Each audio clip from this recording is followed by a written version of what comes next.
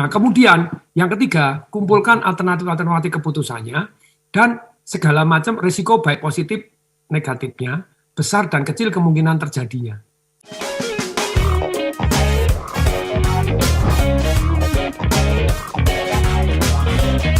Pernahkah Anda salah mengambil keputusan ya ketika situasinya kritis? Patun kita sambung. Kalau tadi di situasi yang pertama itu sih enak banget lah Patung ya, sudah antisipasi dan ini pelajaran buat kita juga ke depan gitu kan. Karena hidup kan nggak boleh terus-terusan dipadam seperti pemadam kebakaran kan gitu ya, harus ada perbaikan. Nah tapi kalau udah keburu dalam situasi nggak sempat antisipasi, apa yang harus kita lakukan? Dan bagaimana cara mengambil keputusan dengan tepat? Silakan Pak Tun.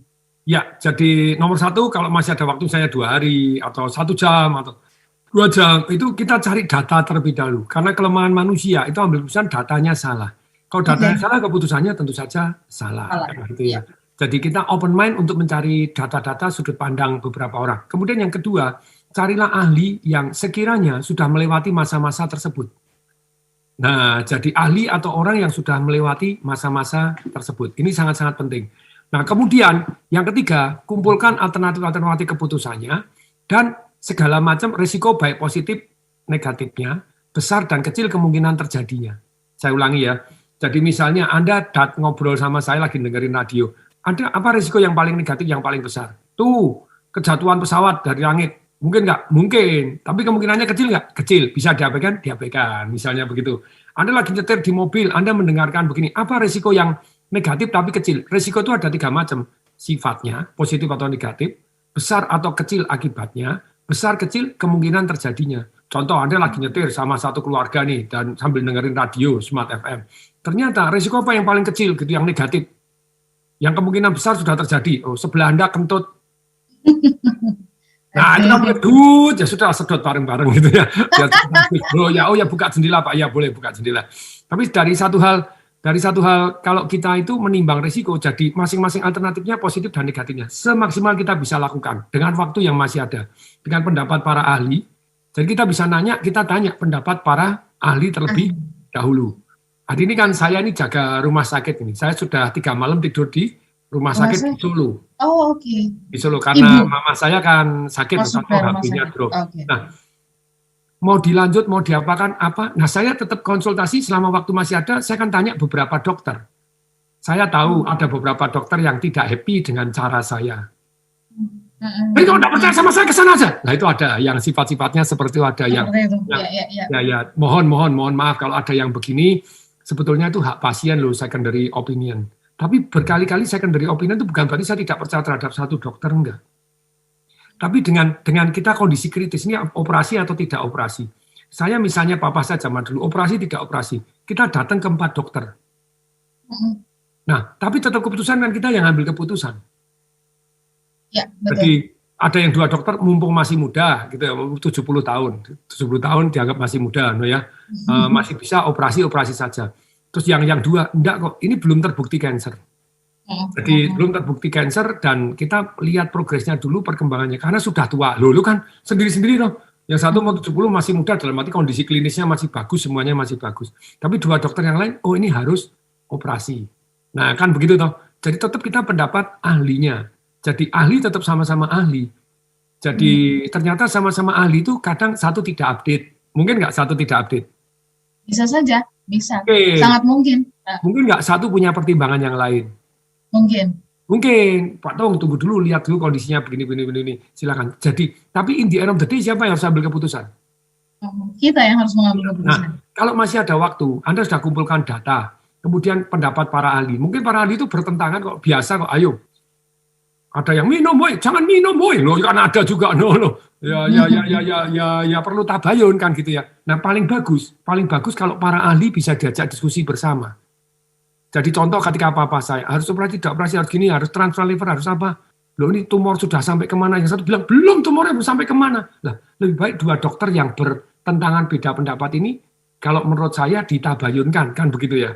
Tetapi dalam kondisi kritis seperti itu, seringkali ya timbul kesombongan. Saya nih kalau mau ke sana tidak usah datang ke saya.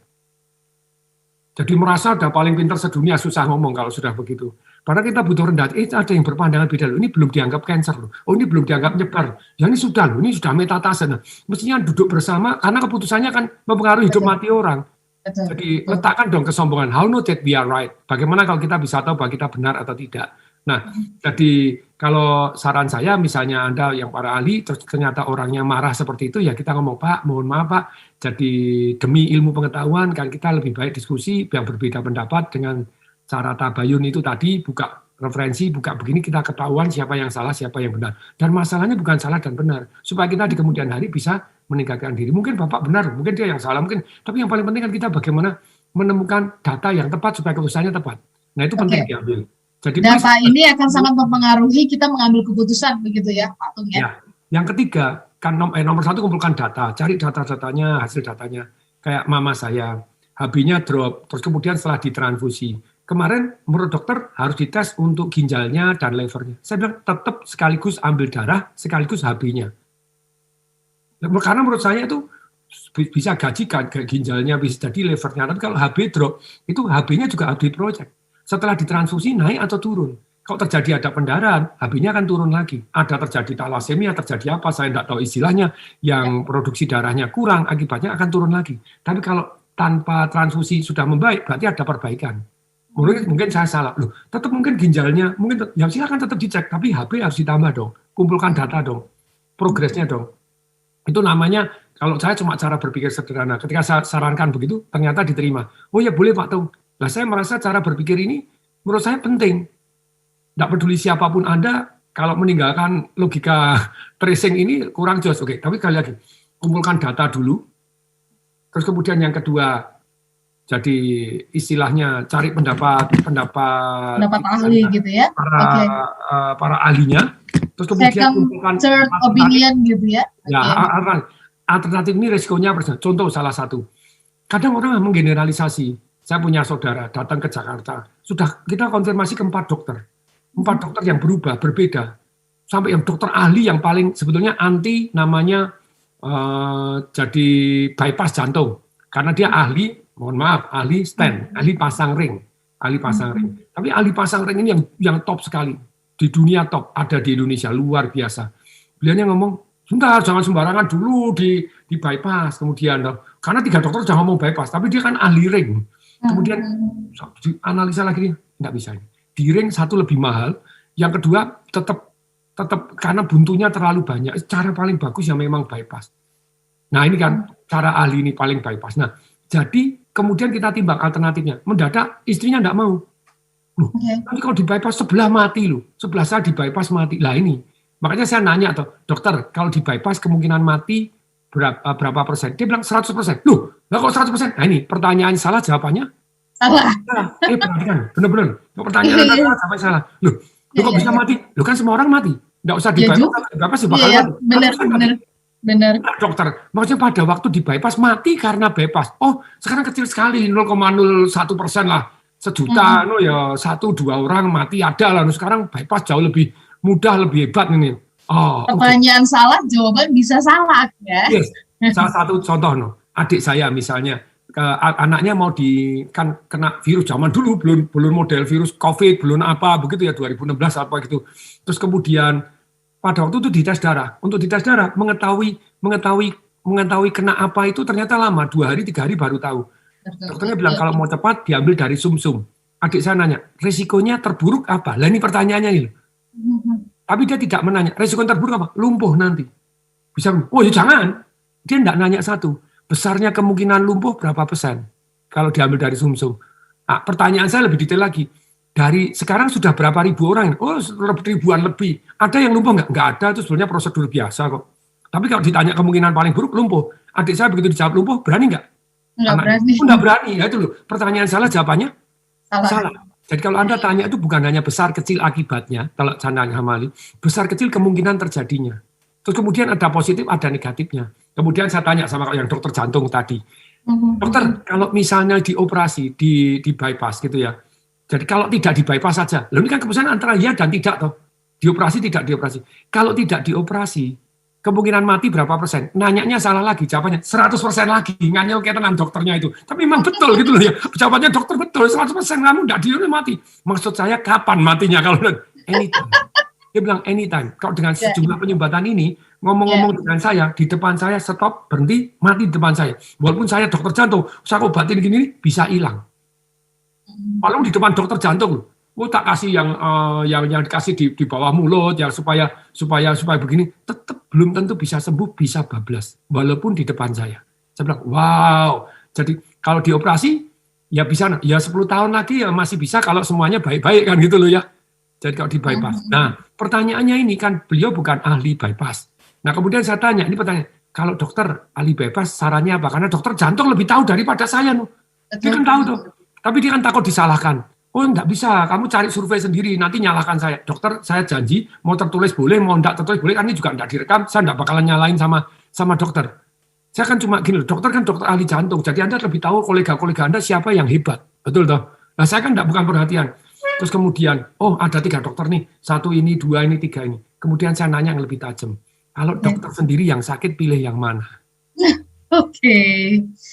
Dia bilang, kalau saya tergantung loh ya, kondisinya kan orang masing-masing. Kalau uang tidak masalah, saya pilih yang di sini.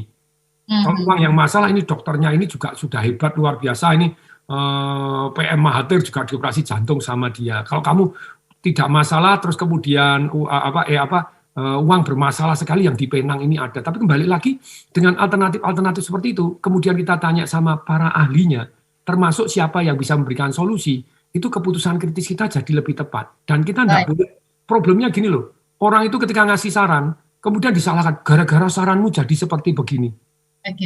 Nah, Anda harus ambil terus. Jadi yang keempat, ini ya, setelah Anda kumpulkan data, tanya para ahli, cari referensi dari ahli-ahli yang memang bidangnya.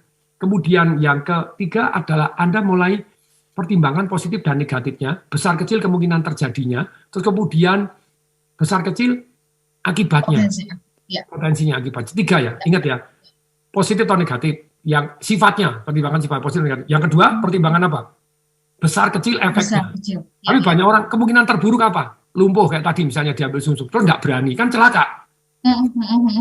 Kemudian yang ketiga, besar kecil kemungkinan terjadinya.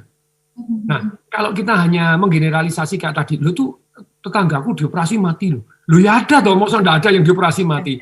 Terus sekarang semua kalau gitu enggak usah dioperasi semua, kan cilaka. Betul. Kayak vaksin, begitu divaksin, Pak tuh itu vaksin ada yang kejang-kejang, pertanyaan kejang-kejang karena vaksin, berapa banyak? Dari 1 juta orang enggak, terus kemungkinan kalau kena Anda susah bernapas, kemudian sekian persen, timbang persentasenya.